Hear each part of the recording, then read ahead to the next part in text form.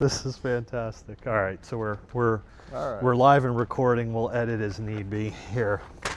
It's all good. No boogers coming out or anything. No boogers coming out. Okay. We'll make sure that we're in frame. All So right, right okay. here close, All right. we're in frame. Planes are in frame. All right, ready? Yep. Welcome everybody back to our next episode of Gabbing with Gator. I'm Brendan, I'm Mike. and we're on episode 3. I'm going to say this is episode 3. So the rules are simple as always. We have a business related question and then we dig in with Mike so you guys can understand what I love the most about Gator-RC, and that's the personal side of who they are. So obviously we're sporting our fantastic Christmas gear. All right, so a very Merry Christmas and a happy holidays to everybody out there. But we're going to dig right in here and we're going to get going. We've had some great responses. People really chime in. Anybody would after seeing me on TV. But you guys have to ask your questions. You have to comment down below. But if you didn't already, make sure you smash that like button. You can share this stuff as well. We love when they share it. Okay. And make sure you follow the Gator-RC and Just Plain Crazy pages for all the cool stuff like the things in front of you. This thing was from MoFly. I like this. Yeah, we just got those in kind of. We also have the P-47. They fly really well actually, and they're very complete. It orange. So we've put some of that on the Facebook page as well. But Christmas coming up, those are some cool ideas for you guys. So we're going to get in the nitty bitty of the business question. Here we go. So obviously you deal with a lot of great manufacturers. Go ahead. I'm going to let you run through them. Well, I mean, just for the airplanes, okay, so we have, in the pattern side, we have BJ Craft, CA models, which are signature airplanes for us. We also sell Hugh Yang pattern planes, which are our highest end, very popular airplanes. But then for the other manufacturers, Seagull models, Top RC model with the all composite airplanes, and then Sebart, okay, which Sebart has the jets and the sport airplanes mostly that we sell, and they're very popular. So something really new in, if you guys haven't seen the AMA magazine that came out on the front cover, something very cool. You brought up patterns. So two things that I'll bring up there. Number one, on the top of the Gator-RC page, you'll find an F3A logo. If you're interested in pattern is very much a world of its own that I've found out. I'm kind of new to seeing that whole world, but been something really cool there that's happened in the pattern world recently. Well, we just finished the World Championships in Muncie in August, which was an amazing event. People from literally everywhere. For the first time, Andrew Jeske took the World Championships.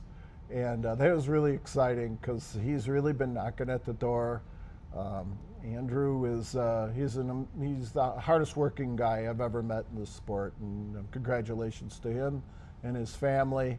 And then also congratulations to Team USA, which, if I'm right, has won every World Championship since the early 2000s. And it's an every 2-year event. The team this year consisted of Andrew, Peter Collinson, and Jason Schulman, and these guys they're just phenomenal pilots. If you've never seen precision aerobatics, try to tune in and see just the skill level is really amazing, and the airplanes are amazing too. So a whole world of pattern that's available. Click that F3A link at the top of the Gator-RC page, and you'll get to see some of that stuff. If you've never seen it or even heard about it, it's a whole new world. I think you'll really like it. But many manufacturers out there. So my question to you on the business side of things, what does that process look like when we want to bring in a whole bunch of models that people just see on the website and they go through? How do we get them from there to here? What's that process look like? I mean, it's not rocket science. We see, what we think is going to be popular. And we see new designs that are coming out constantly and want to stay ahead of the curve. Ashley and I, my daughter Ashley, who's president of Gator-RC, we'll sit down and know that we need to place an order, go through the lists, look at the pricing, decide what's going to be a good seller in that, and place the order with the suppliers, whether it be with the containers. Typically the only containers we bring over are either from Subart or for Top RC Model or from Seagull. We work with the suppliers, we put in the order, and then it's a process of they have to be manufactured. So they're not on the shelf, they're all custom orders. Can take anywhere from 2 months to produce an order up to 4 months to produce an order. And then we bring over sea containers. They leave either from Vietnam or from South China in the Shenzhen, Dongguan area, if you're familiar with that. A lot of airplanes are made in the Dongguan, the city of Dongguan, whether it be Extreme Flights or Flex Innovation or Subart or Top RC Model. All those are made in the South China area, and then there's also Zhuhai, which is across the river, that we produce airplanes at. And so we'll get the airplanes ready, and then we have to contract with a shipping company in order to bring the containers over. And when they come over, they come in through, usually they come in through either Long Beach, California or Los Angeles, which is, they're two ports that are right together, but they're the 40% of all containers that come into the United States come in through those two ports. So that's typically where they come. From there, they're taken off the ship, and then they sit in a yard, and then eventually they're put onto a train and brought over to us in a Chicago area train yard where they're unloaded and brought over here. It's a pretty arduous process. It can take anywhere from, it usually takes about 6 weeks door to door. And it's a lot going through right now with the There's a lot of hands touching that airplane. Plus, too, we don't know what the tariffs are going to be. It's really been challenging this year with bringing over containers.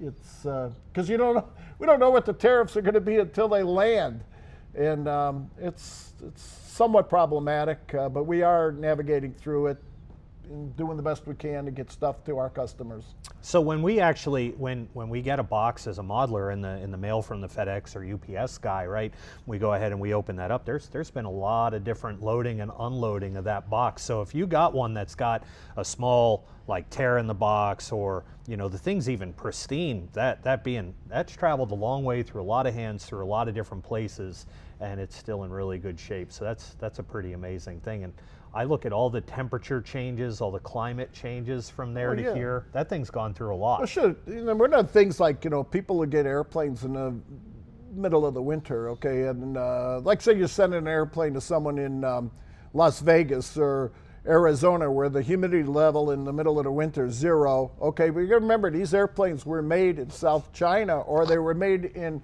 Vietnam, where the humidity level is really high because those are tropical climates. And what happens is the wood in the airplanes swells. And so when they put the covering on, they're putting it on a swelled piece of wood. Well, they get over and they get dried out by the low humidity in the winters. And so there's some wrinkles that have to be taken out. There's really not much you can do with the covering. That's where your skill level comes into play. So heating irons, and I've showed that in a lot of my videos, heating irons and heat guns to work those wrinkles out and get that pressed into the wood. Before you start doing anything else, it's definitely worth that amount of time. And then obviously we have pop-up tents that help to keep the sun off of some of those from wrinkling. The best time of the year really to take the wrinkles out is in the middle of the winter, because then when it starts to swell as your humidity levels go up, of course, I mean, if you live in Florida, it's a whole different deal. But, like in a normal place where we live, it's pretty cold out here, by the way. It's going to be wind chill factor on Sunday of -2 during a Bears game. So they were saying in the Bears game that may be one of the coldest. So what was it, the Freezer Bowl? That was probably the coldest in the Bears game. I don't remember what that temperature was. I think the Bengals played one time in -20 degrees. Bengals. I don't even want to discuss the Bengals. I don't even want to discuss the Bengals. At this point, we're going to trade them for the Bears. I'm out here. I think I'm going to trade for the Bears. So how long do these containers take overseas, like over the water? How long will something be on the water? It only takes like maybe 21 days.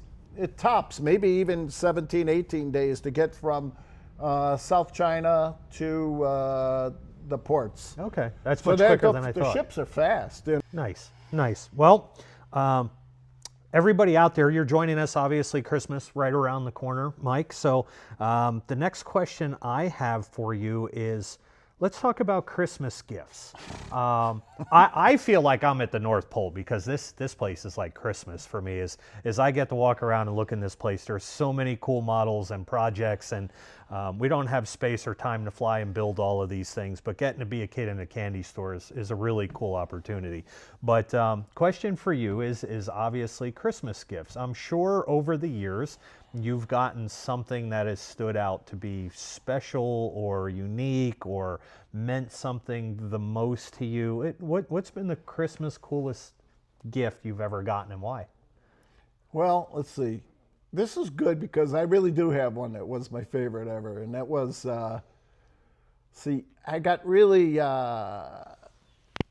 my first NASCAR race was like in I'm going to say it was like 1973 in Nashville. It was the old, they had a old fairgrounds race, and I saw Darrell Waltrip and all these old drivers, and I just got hooked in NASCAR, and then I kind of like I was so involved with model airplanes that I forgot about it until like maybe like 1993. I just all of a sudden got hooked on NASCAR, and I'd watch every race. And I didn't care if it was the Cup race or the lower level races. I was so addicted to it. It was ridiculous. Okay, well, in Christmas, I think I'm going to say it was 1996. Okay.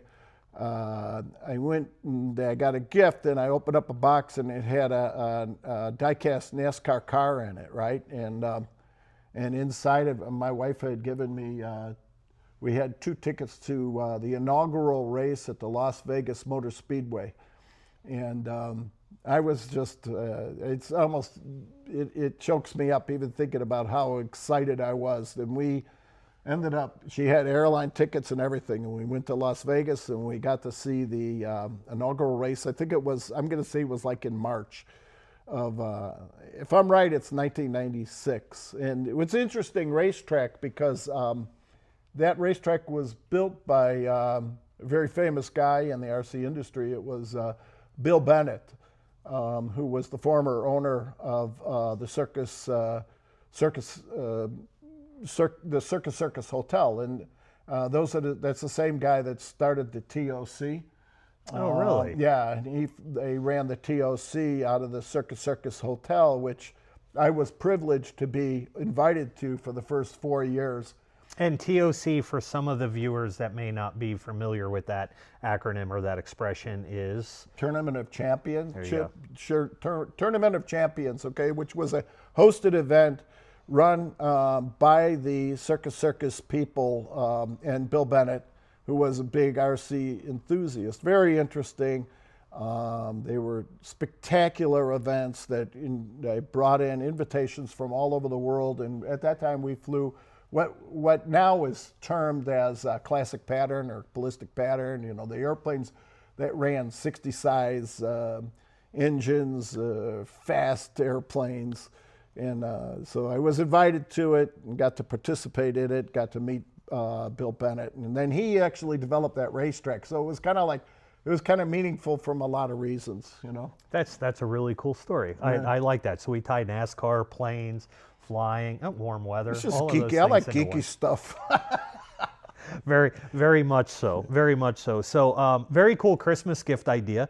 If you guys are out there and you're still looking for last-minute Christmas gift ideas, it's time to get those orders placed now. So that way, shipping times those windows are getting super, super small. So you got to get on that. Yeah. But they do have. They've put together Gator has put together a really cool ultimate gift guide if you're looking for some ideas for that hard to find flyer. And there's so many different items out there, whether it's motors, electronics, props, airplanes, charging, transmitters, batteries, everything is there. The Ultimate Gift Guide got all kinds of great ideas in there. So if you would hop on over to www.gator-rc.com, take a scroll down through there. It's also a great time too, if you're looking for any of the models on those containers coming over, that you guys can place pre-orders now because they don't last long. And as you just heard right from the horse's mouth, it takes a little bit of time to get these things made and delivered over here onto the shelves and ready for you guys to pick up, build, and assemble. So with that being said, I think Santa here has some filling of the sleigh to get to, so we're going to round this out, and we'll be out for this episode, and I hope you guys look forward to the next one. Do me a favor, hit that like button. You could share this as well. Make sure you comment down in there if you have any questions, whether it's for Mike or myself, and feel free to ask, and we'll make sure that we catch that in the next video. I forgot what I was supposed to say. We will see you later. We'll do it over. We're gonna cut. We're gonna start all over. New one. Holidays, everyone. We hope you have a wonderful, wonderful time. Christmas, New Year's, or whatever you celebrate. And don't forget Festivus, okay, for the rest of us. And by the way, yeah, okay, good. Take 3. Festivus was fine. I don't mind that Okay. one. Go ahead, Mike. Oh my God. Okay. I'm sorry, man. This is too much. Make it. All right. Take 4. Here we go. You ready, Mike? We're gonna help you out with this one. We'll run out of space I'm on the not doing iPhone. this. You do You it. ready? You ready? You do it. Keep You're the gonna say smile. it, Yeah, Mama? I got it. Okay. Happy holidays. All right. Happy holidays. Happy holidays. From everybody here at the Gator-RC family, we wish you the very merriest of Christmases and a happy New Year. We appreciate your support immensely. The videos, I hope you tune in for our next one. And with that being said, we're out. Yeah. So we will see you later, alligator.